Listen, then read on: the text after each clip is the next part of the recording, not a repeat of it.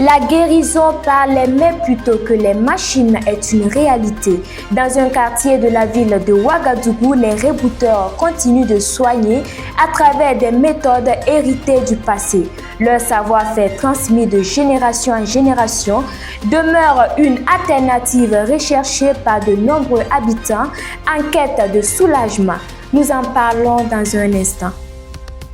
À Kalpala, l'art a pris le dessus sur les déchets. Ce qui était autrefois un dépotoir est aujourd'hui un espace vivant où se mêlent créativité, détente et découverte. Grâce à la passion d'Ibrahim Koni, le lieu attire désormais curieux et amoureux de culture. Nous en saurons davantage dans cette édition. Madame, Monsieur, bonsoir et merci de nous suivre. Comme annoncé en titre dans le quartier Bengo, il existe un lieu où les mains remplacent les machines et où la tradition tient lieu de médecine. Les rebooters soulagent les douleurs et redonnent espoir à ceux qui ont perdu la mobilité de leurs membres. Suivons ce reportage de Cécile Sawadko.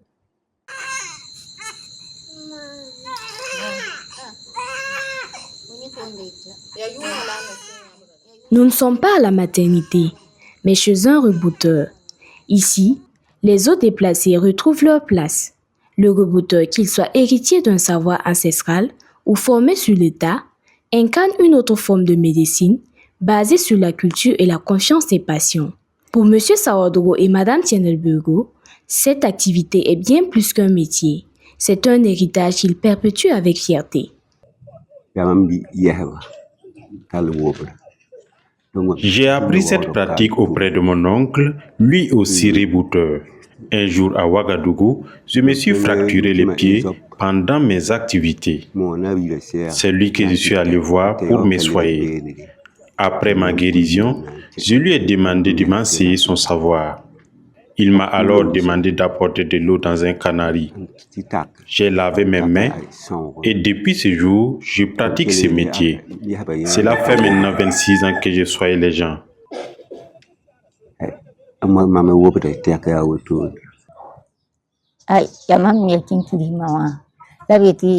C'est parce que je suis jumelle que ma mère me disait toujours, quand un enfant se fracture, il faut essayer de remettre l'os en place et ça finira par guérir. C'est comme ça que j'ai commencé à pratiquer. Pour certaines personnes, ce don est inné. C'est un héritage familial.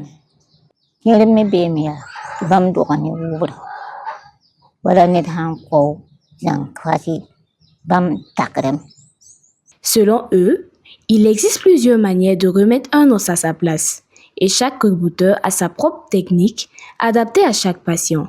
Ici, aucune somme n'est fixée après le service. Chacun donne selon ses moyens, dans un esprit de solidarité et de reconnaissance. Moi, je ne remets pas en place les pieds cassés, seulement les os déplacés. Et je ne prends pas de l'argent pour cela. Quand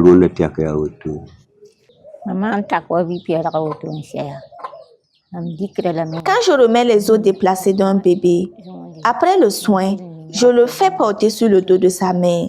Tant que l'enfant n'a pas uriné, la mère ne doit pas le descendre de son dos. Autrefois, quand un bébé se fracturait, on utilisait un paille pour remettre l'os en place. 2 personnes tenaient les extrémités du paille. On y plaçait le bébé, puis on le faisait balancer doucement. Quand le bébé cessait de pleurer, cela signifiait que l'os s'était ressoudé.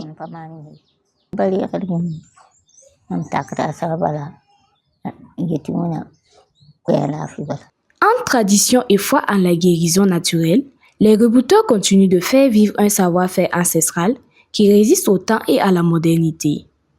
Pour plusieurs, ils demeurent les gardiens d'une médecine du cœur et des mains. On dit souvent « je ne le sens pas » sans vraiment savoir pourquoi. Le ressenti qu'on ne contrôle pas toujours porte un nom. Antipathie naturelle. D'où vient-elle? Quelles sont ses causes et conséquences? Et surtout, Comment apprendre à garder l'équilibre? Un sujet qui a fait débat cette semaine dans Question d'existence. Suivons ce commentaire de Jamila Comparé. Il suffit parfois d'un regard, d'un ton de voix, d'une attitude et le courant ne passe pas. Sans raison apparente, on ressent une gêne, voire un rejet. Ce phénomène, appelé antipathie naturelle, intrigue autant qu'il dérange. Je ne sens pas quelqu'un, c'est quelque chose qui nous est déjà arrivé quasiment à tous. Voilà. Ça, chez nous en psychologie, ça a un lien plus avec une réaction émotionnelle. Et cette réaction est la plupart du temps immédiate au bout de quelques secondes ou bien moins d'une seconde même que nous côtoyons la personne. Et elle est également inconsciente parfois. On ne sait pas pourquoi, mais on ne sent pas la personne, on ne porte pas la personne à cœur, on n'a pas une affectivité positive qu'on développe pour cette personne. Les causes de ce malaise intérieur peuvent être liées à une expérience passée, à un souvenir ou à une simple intuition.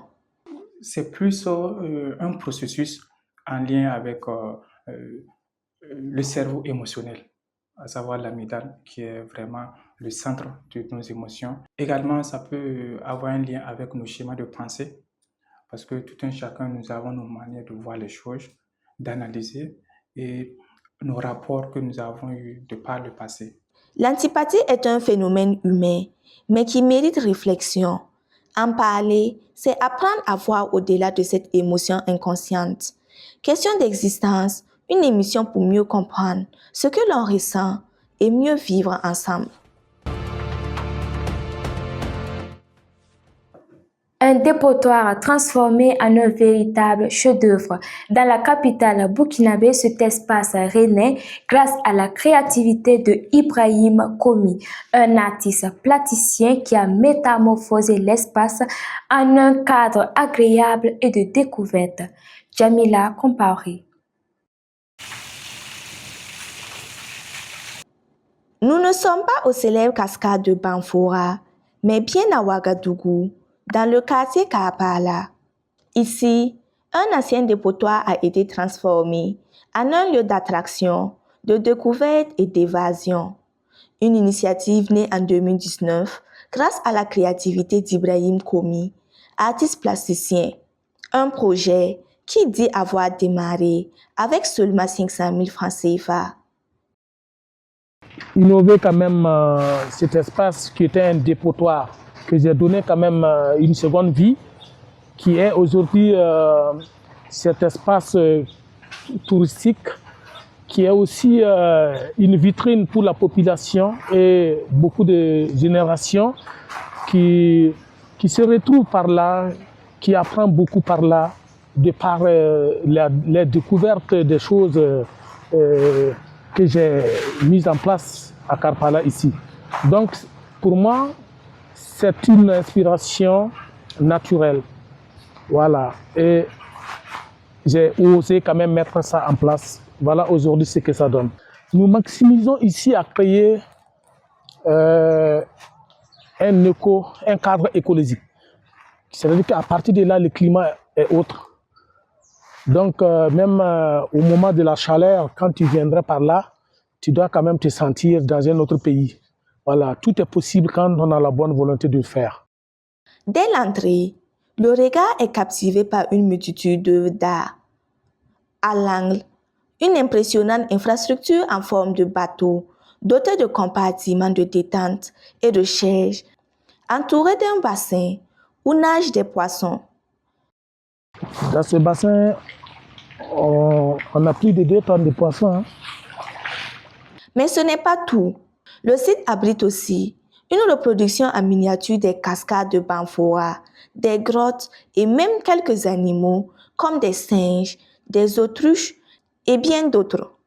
Un décor qui fait de cet espace un site touristique en devenir. C'est moi seul qui connaissais aussi le degré de ma folie. Voilà, donc on m'a traité de tous ces noms à Karpala ici. Le fou de Karpala, qu'est-ce qu'il est en train de faire? On ne comprend rien. Voilà. Aujourd'hui, c'est une épreuve vis-à-vis. C'est un patrimoine pour mon pays et à la fois permettre au Burkina Faso de connaître davantage que nous avions du potentiel au sein du secteur créatif. Sous les mains inspirées d'Ibrahim Komi, ce lieu ne cesse de se transformer et d'émerveiller ses visiteurs. Il attire désormais des curieux, des élèves et des amoureux d'art et de nature. Parce que l'endroit est joli. C'est pour cela que je suis venue pour visiter des chiens, des poissons, tous des animaux qui sont ici. C'est pour cela que je suis venue pour regarder ici. Et le bateau pour entrer visiter là-bas aussi. Le projet pour moi, c'est de voir ce cadre être inclus dans le patrimoine touristique de mon pays et pour immortaliser mon art et immortaliser ma personne parce que nous sommes tous des partants. Pourtant, malgré la passion et la détermination de son créateur, le développement du site reste freiné par un manque de soutien financier. Je n'ai aucun soutien, je n'ai jamais bénéficié d'un soutien par là. Je pense que le soutien, c'est quoi? L'encouragement du public déjà est un soutien pour moi, mais un soutien financier, je n'ai jamais reçu. Ce que j'ai refusé, c'est d'aller vers l'autre pour commander. Voilà. Quand c'est bon, on n'a pas besoin de demander. On vient naturellement, on t'encourage, on te félicite. Aujourd'hui, même si Dieu a pris ma vie, j'ai quand même contribué pour mon pays. Rien que la visite de ces enfants et ces publics qui viennent par jour ici, ça me fascine. Ibrahim Komi garde cependant espoir. Son rêve est de faire de cet endroit un espace ouvert à tous, promouvant la culture et les valeurs burkinabè. À travers son art, il souhaite inspirer et redonner vie à son environnement. Madame, Messieurs, c'est ce qui referme cette édition. Merci de l'avoir suivi. Très bonne suite de programmes sur Fadima Web TV.